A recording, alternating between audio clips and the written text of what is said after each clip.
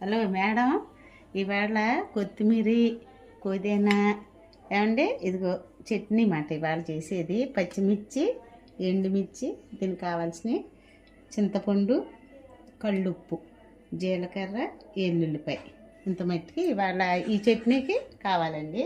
బాండీ పెట్టాము, పోతే ఆయిల్ వేస్తున్నాం. కాలాలి కదా, ఇది ఆయిల్ వేస్తున్నాం.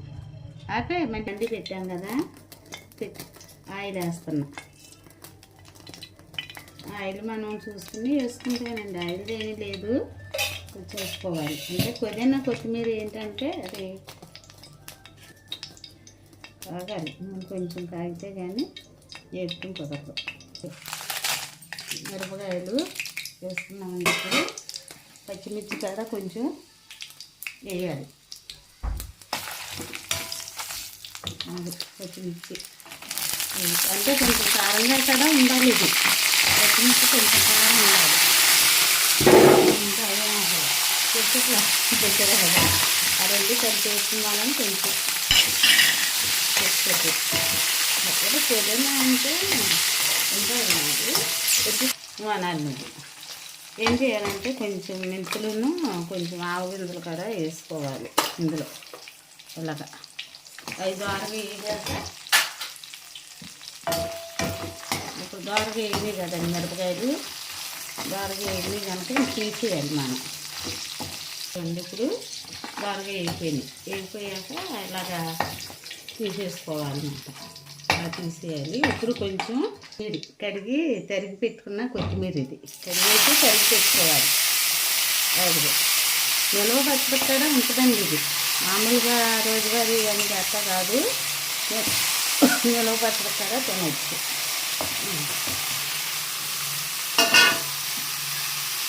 ఇదిగోండి కడిగి కోసి పెట్టుకున్న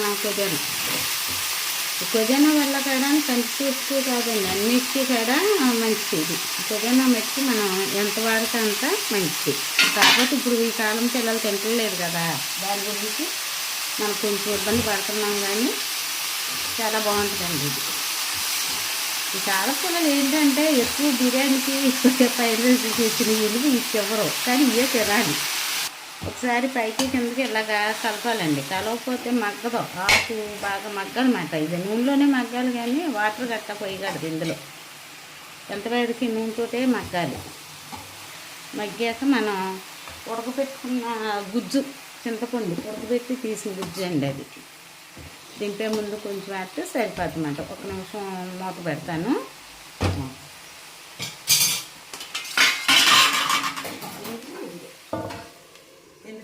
మనం మూత తీసి చూసుకోవాలండి. ఒకసారి తీసి చూసుకున్నాక మగ్గిందో లేదా అని చూసి మళ్ళీ ఒకసారి తిప్పాలి.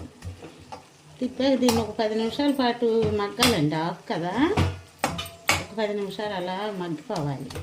అది అలా మగ్గాలండి, నూనెలోనే మగ్గాలి. ఇదిగోండి మళ్ళీ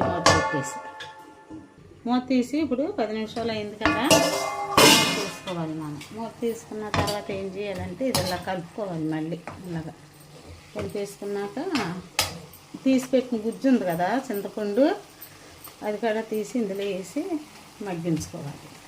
ఎందుకంటే ఫ్రిడ్జ్లో పెట్టి ఉంచుతాం కదా మనం, దాంట్లో ఏమన్నా తేడా వస్తుంది. ఇవన్నీ లెక్కలే ఉండవు, మనం సరిపోయినంత తగినంత వేసుకుంటే సరిపోద్ది. ఇందులో లెక్కలే ఉందండి, అదిగో 2 స్పూన్లు పడుతుంది. అది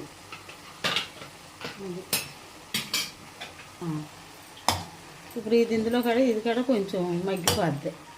మగ్గిపోయిన తర్వాత అప్పుడు మిక్సీకి రోట్లో వేసుకోవచ్చు, కానీ మిక్సీ ఇప్పుడు రోడ్లు ఎవరు చేయటం లేదు కదా, అందరూ మిక్సీలకు అలవాటు అయ్యి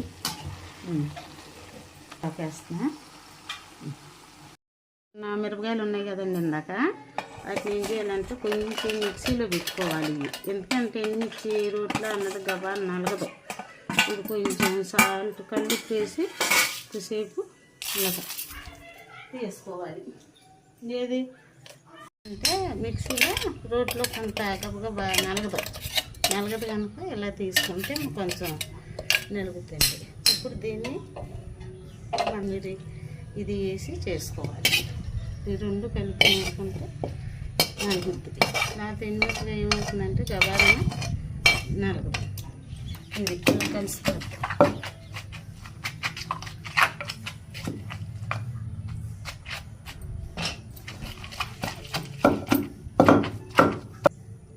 తగినంత ఉప్పు వేసుకోవాలి.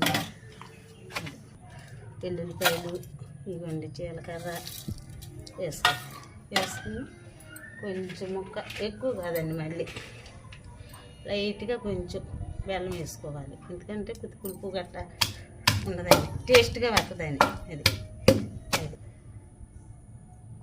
ఈ సాల్ట్ సరిపోయిందో లేదో అని చూసుకోవాలి. బా మరుచి తీసి బాగుంది. దీన్ని తాలింపు పెట్టుకోవాలమ్మా. ఇదిగో ఆయిల్ ఏంటంటే పుదీనా కొత్తిమీర కనుక ఒక రవ్వ ఎక్కువగానే ఉండాలి ఆయిల్. ఎందుకంటే పుదీనా కానీ కొత్తిమీర కానీ తింటూ ఉంటే బాగుంటుంది. ఇప్పుడు ఎక్కువ పిల్లలు తింటున్నా. ఒకసారి తాలింపులన్నీ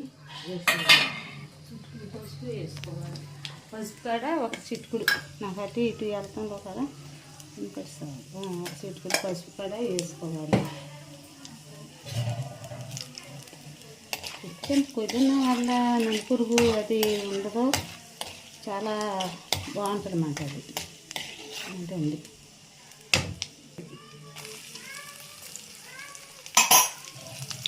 కొంచెం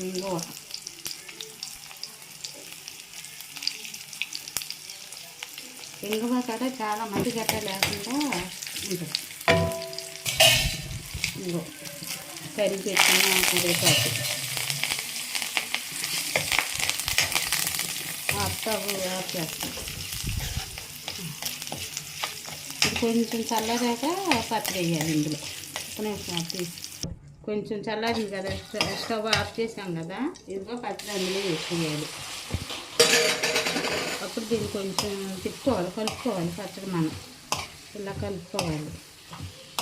అది తింటే దీని రుచి ఏంటన్నదే తెలుస్తుంది. రెండోది అజీర్తులు గట్ట ఉండవు, నులుపురుగు చచ్చుద్ది, శుభ్రంగా కూడా ఆరోగ్యానికి బాగుంటుంది అన్నమాట.